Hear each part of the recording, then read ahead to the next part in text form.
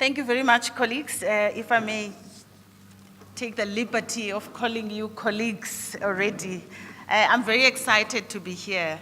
And thank you very much for the warm welcome and the invitation to share my thoughts. When I got the invitation, I said to Mark, I don't think I'm qualified to speak about this big topic. And then he explained to me that it's actually a conversation. So I'm going to exercise that right to move around and ask for people to speak because it's a conversation. So I'm talking here, and also I'm very glad that I'm actually not in the inner circle, not in the outer circle, I'm just there. And it's a liberating space to be at. But what I'm going to touch on, I'm going to just start from the beginning and just talk about institutional culture and transformation. And there's been a lot of debates, a lot of research, a lot of talks about institutional culture, transformation, and the relationship between the two. And as a result of this debate, there's been a lot of research as well on institutional culture and transformation.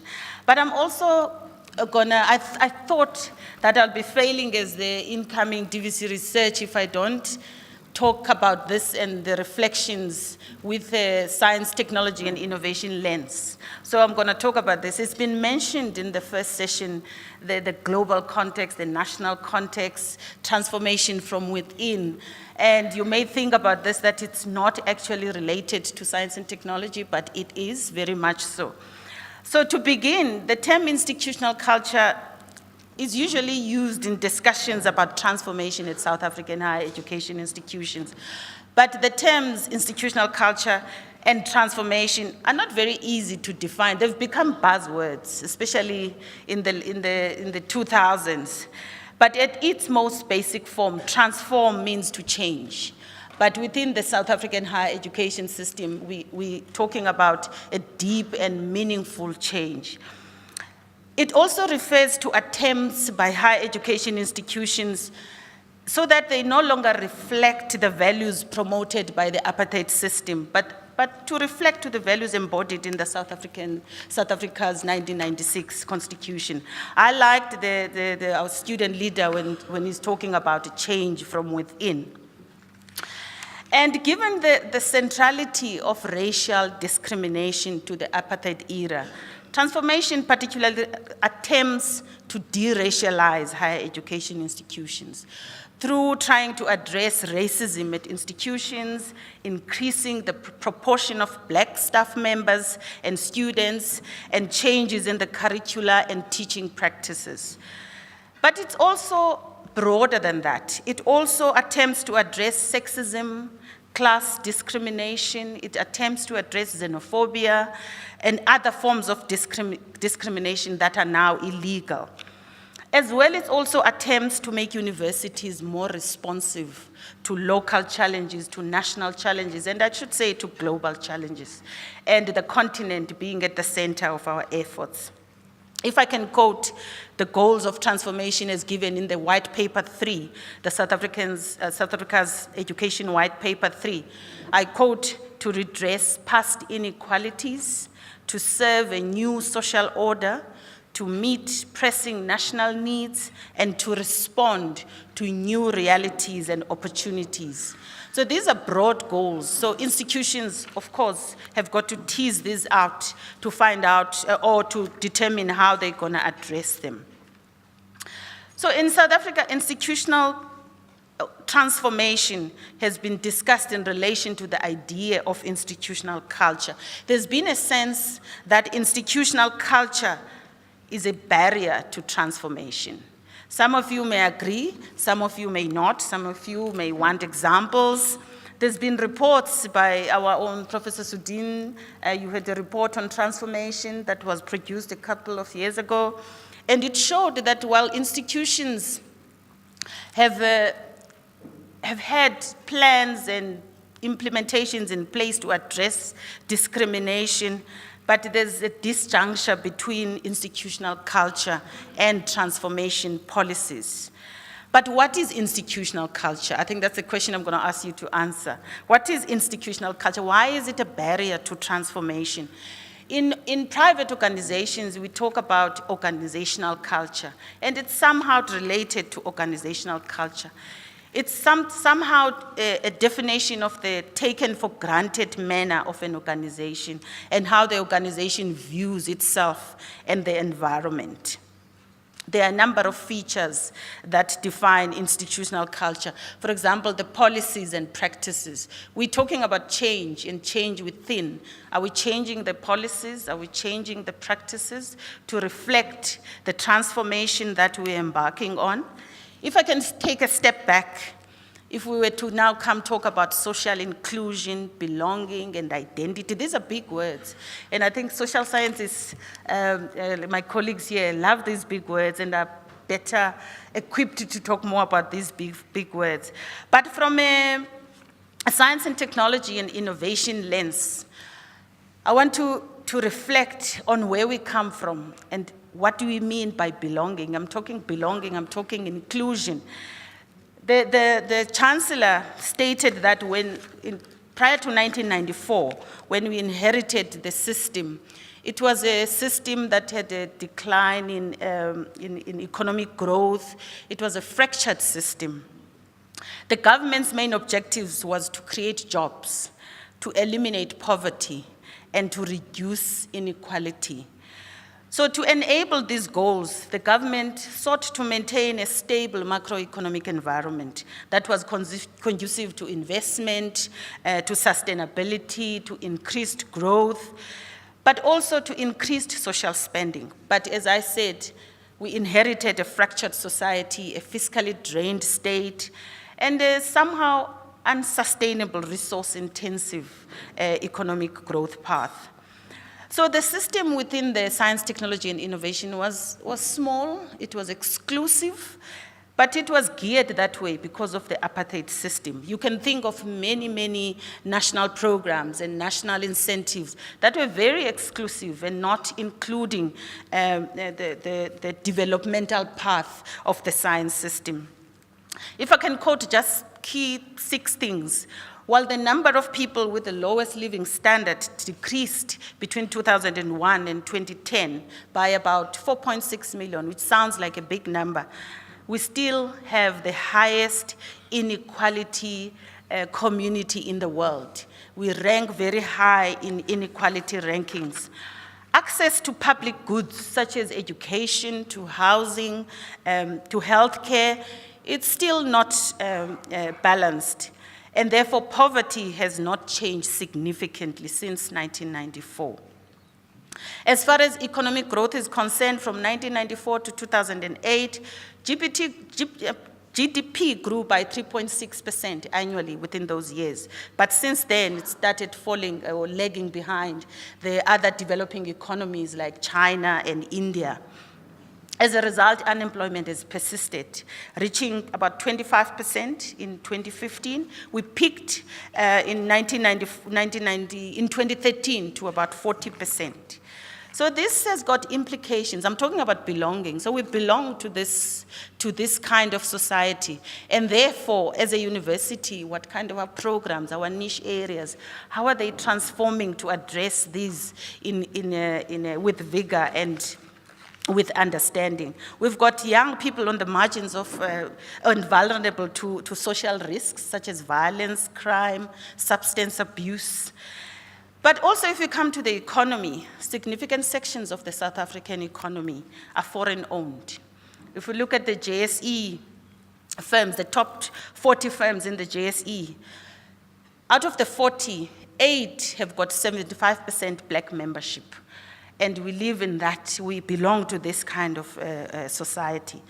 The National Advisory Council on Innovation produced a report not long ago showing that currently the economy, we host about over 2 million SMMEs, of which 70% are in the informal economy, with 88% black-owned. This is a direct result of exclusion and high levels of unemployment. How, as a university, are we engaging with our research and with our community engagement projects to deliver on it, to have what Professor Lumumba calls a fair deal for our people.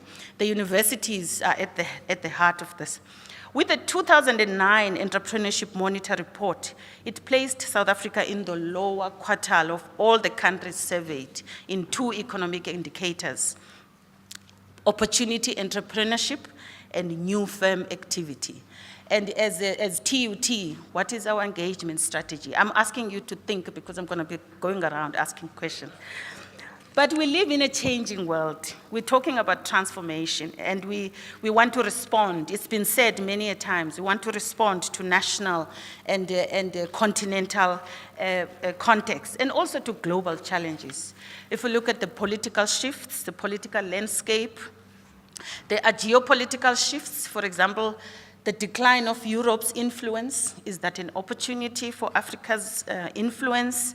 We're living in an increasing uncertainty and financial insecurity, and there's a heightened expression of conservatism and protectionism.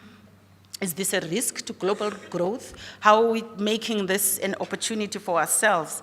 But there are also demographic changes. Demographic changes are not only happening within ourselves.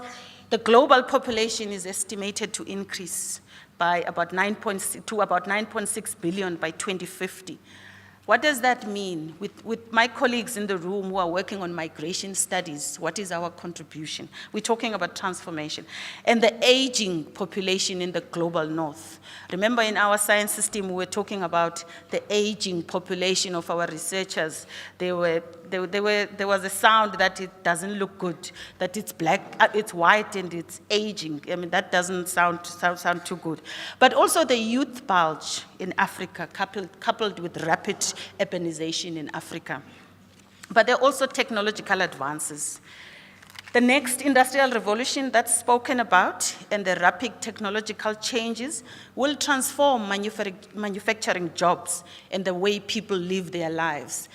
And as a community working within the space of manufacturing jobs and doing research in these areas, how do we transform to address so that we are ready for the future?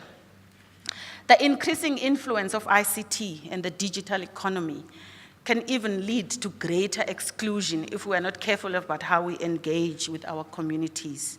But there are also social shifts. The youth that's coming up now, they're not going to want permanent jobs. It's going to be a very fluid environment. They're not going to want to stay in the office from 8 to 5. How are we preparing ourselves for this? The changes in higher education institutions, we are seeing more and more of interdisciplinary studies addressing global challenges, as well as blended learning. How are we strengthening this? How are we responding to this? And environmental issues, increasing environmental degradation, and so on. But we also have sustainable development goals that are presenting opportunities to us. Coming back to ourselves, in South Africa, we've got the National Development Plan. Some may agree with the plan, others may not. But institutions of higher learning, I believe, are key in transforming the way we respond to our challenges. If I may take a step back, backwards again and talk about the inclusion. Particularly, there's been a lot of debate about black professors at higher education institutions. And at this point, I would like to quote a reflection that was written by Dr. Lwazi Lushaba from University of Cape Town. I'm not going to go to the details of what he was responding to, because he was responding to his HOD. But I just want to extract one thing that I think it's very important with this conversation here. I quote, he says, it's a little bit edited because of this. I ask at this instance fellow black academics to ponder with me the following question. If we as black South Africans continue to be absent or to be exceptions in our departments, who will write about us as they know us? Who will write our history, the history of the land? Who will write the story of Inza? Who will teach university students how to write stories and literary works in our indigenous languages? Who will undertake the necessary and creative task of thinking from our cultures? Better put, who will transform our cultures into a legitimate philosophical locus of enunciation? Who will write about the black miners we lost in Marikana, not as the working class, but as black people whose crime was to be black in a country that is anti-black? Who will write a befitting biography of Brenda Fassie, of Mkabayi Jama, of Mgcineni Noki? Who will teach about the writings of Don Matera? Who will write about the gumboots dance black miners performed each time they come to the surface from 12 hours of entombment in order to rehumanize themselves? Who will analyze all of these? Who will analyze from a Western philosophical locus the cultural and political repertoire in the songs of Brahu Masekela, Jonas Ngwangwa, Victor Ntoni, Zim Ngqawana, and so on? Who will write the social and cultural histories of our clans? Who will teach about the politics, life, and times of Gerard Sekoto? Who will write about our cultural practices, not as anthropological curiosities, not as anachronisms or vanquished remnants of the past, erupting on the continuing present of progress? So I'm going to stop there. I just quote. For this part, I want you to ponder with me and with Loazi about the inclusion and exclusion that we're talking about in higher education, not only at TUT, but within the higher education sector. And the rector has said it in the beginning that his vision, if I quote you correctly, is that we become a leader in this field nationally in transformation. So if we answer these questions here, this has got influence throughout the country.